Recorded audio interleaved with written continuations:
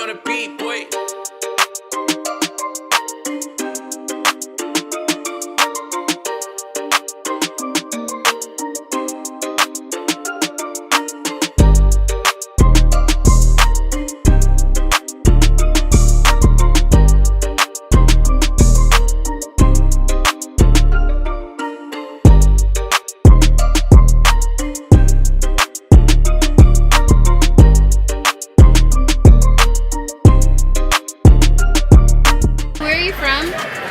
Georgia.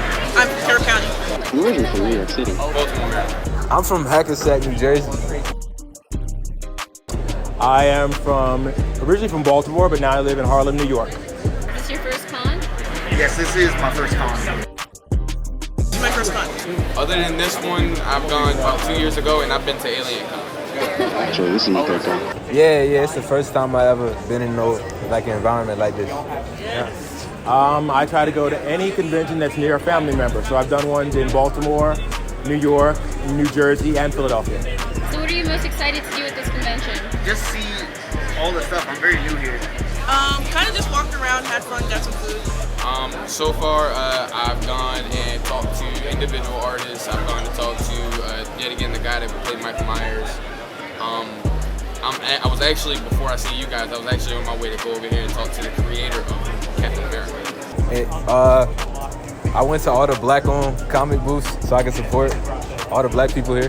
That was my main goal. Did you meet people in person? Yeah, I met these people right here. They did this. Oh, I'm gonna grab it.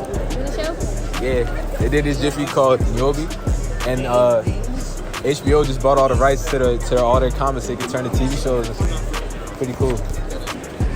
I'm most excited about displaying a new cosplay and just seeing what kind of reaction I get with it here in Baltimore.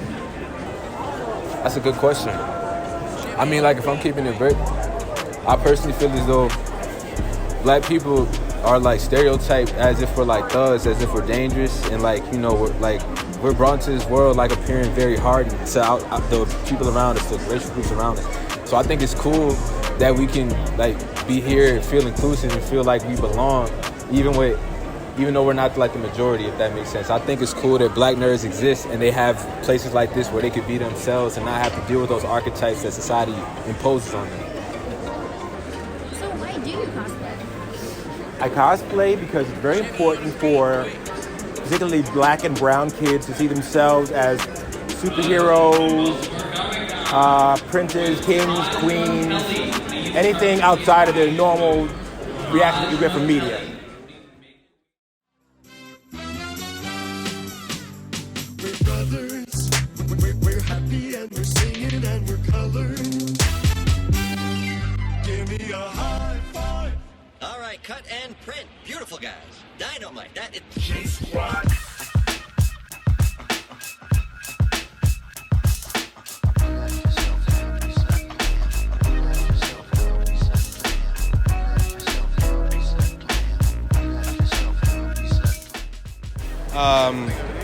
Marcus Williams. I am born in Louisiana, but I was raised in San Diego, and then I got to Georgia, and I've been living in Atlanta pretty much ever since.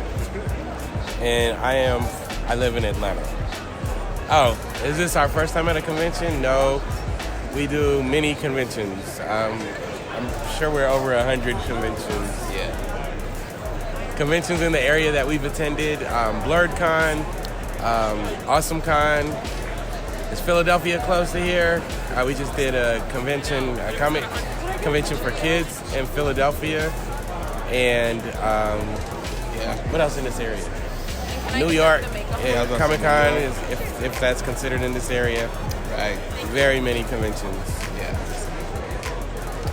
I think the favorite thing to do at conventions, I guess, and I can speak for both of us because we've talked about it, is direct marketing is really special when you're trying to make and or reach fans about a brand new product. You get to meet and greet, introduce yourself, and really sell a concept.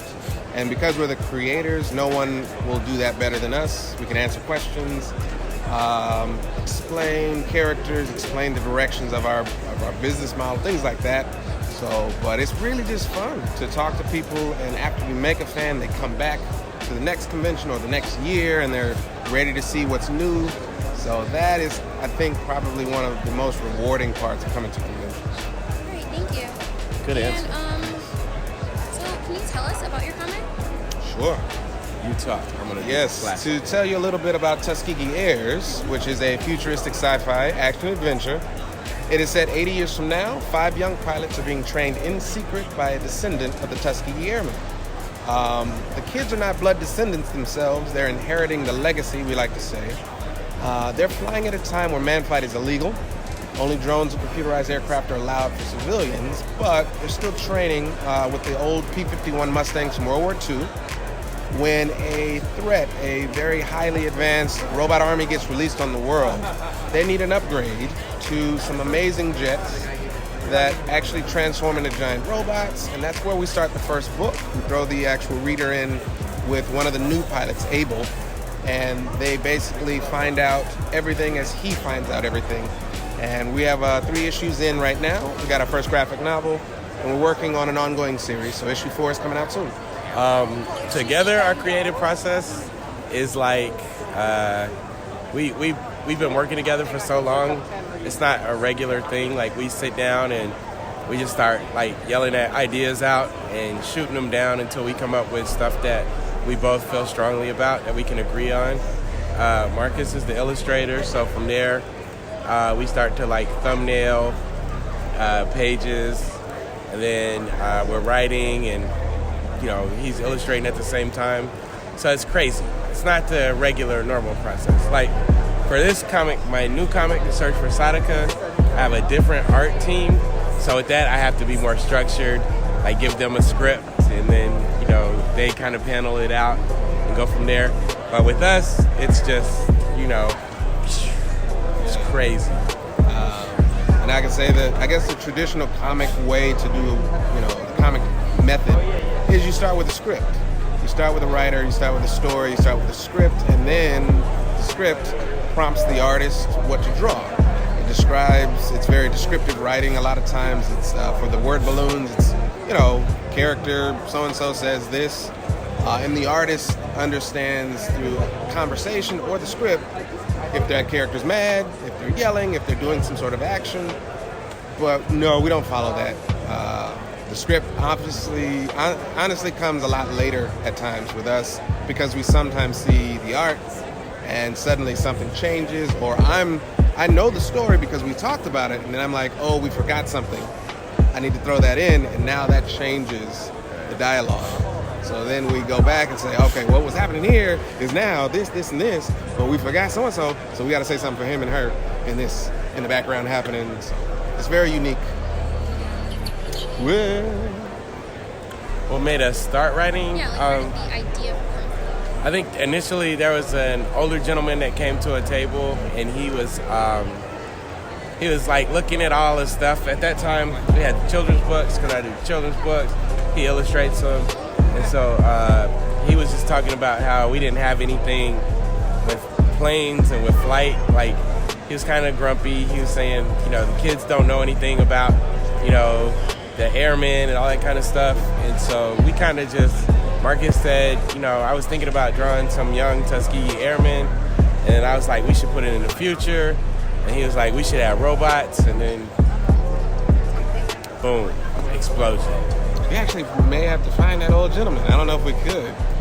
He was old. Just go through Atlanta, like looking, hey. No, that's not you. Yeah.